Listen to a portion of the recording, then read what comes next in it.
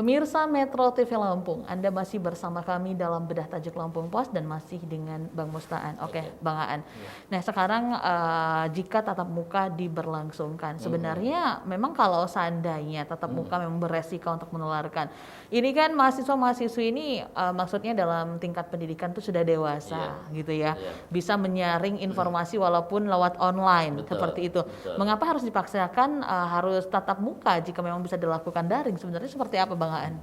Ya, jadi kan memang mahasiswa ini kan adalah generasi generasi bangsa di tahap mulai mendekati dewasa. Artinya daya tangkap pemikiran sudah mulai nalar, sudah mulai berjalan gitu ya. Artinya memang daring masih bisa ditangani mereka.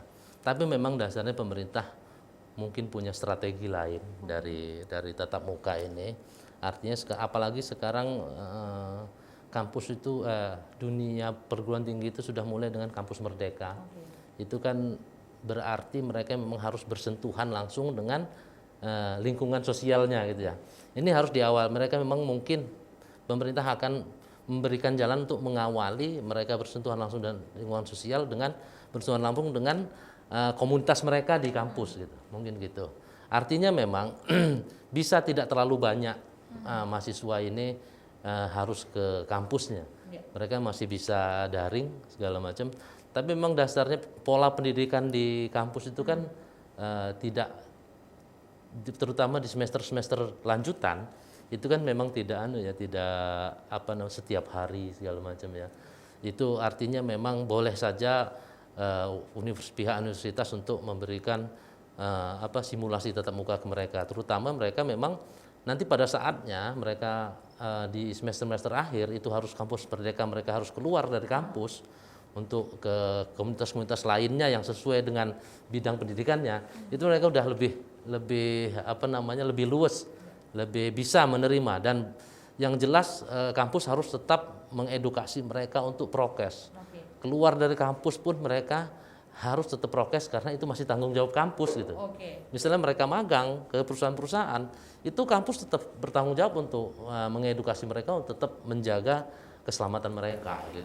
Katakanlah Bang Aan, memang pemerintah ada strategi mungkin yang akan diberikan gitu, akan dilakukan gitu untuk para mahasiswa-mahasiswi ini. Nah, bagaimana kesiapan dari kampus itu sendiri mengenai prokes, Bang Aan, agar tidak terjadi klaster? Nah itu kan memang ada 4 syarat ya, ada 4 syarat yang diberikan pemerintah kepada institusi pendidikan itu, mau baik dia pendidikan tinggi maupun pendidikan menengah. Itu adalah salah satu menjaga prokes, yang kedua adanya satgas penanganan COVID di institusi itu, yang ketiga adalah vaksin, yang keempat adalah tetap memberikan atau edukasi tentang bagaimana hidup sehat gitu ya. Nah, tapi ini yang paling utama adalah vaksin itu gitu loh. Vaksin yang 100% itu tidak bakal bisa tercapai di kampus jika memang di luarnya tidak tercapai juga gitu loh. Apalagi untuk sekolah adalah tambahan target vaksin yang umur 12 sampai 18 gitu ya. Nah, kemudian di kampus juga seperti itu. Artinya memang kalau memang vaksin itu belum berjalan, ya simulasi tetap dilaksanakan tapi dengan terbatas. Mereka tetap muka di kampus tapi dengan terbatas. Artinya pihak universitas juga harus benar-benar menyiapkan apa-apa yang menjadi syarat itu. Yang kemarin mulai gencar tuh vaksin untuk mahasiswa ya, yang dilakukan kampus-kampus gitu. Tapi memang artinya pihak universitas juga mendorong pemerintah. Kami juga perlu loh gitu. Kami juga perlu untuk mendidik generasi bangsa ini bisa terus berlanjut sekolah, kuliah gitu ya. Terutama mereka juga harus pada saat kampus merdeka mereka harus keluar dari kampus, walaupun masih ada tanggung jawab kampus, mereka bekerja di perusahaan-perusahaan gitu ya.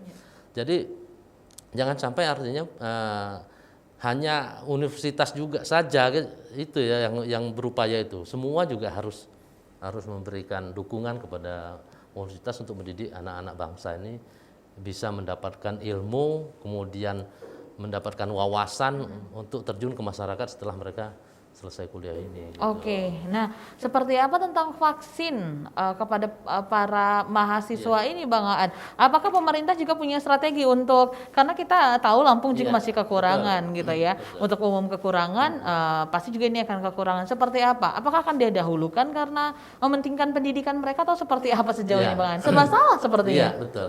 Memang saat ini memang artinya pemerintah juga harus menimbang-nimbang mana prioritas, mana bukan prioritas gitu ya. Artinya memang saat ini pemerintah masih fokus untuk memprioritaskan siswa-siswa sekolah menengah. Itu karena itulah yang mereka yang harus benar-benar sudah segera untuk melaksanakan tatap muka ya, pendidikan tatap muka.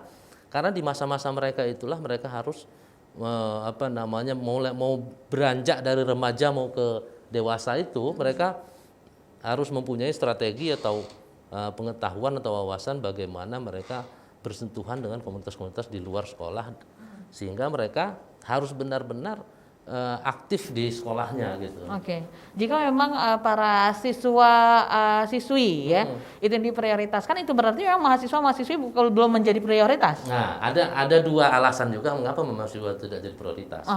Yang pertama adalah ada vaksin khusus di kampus.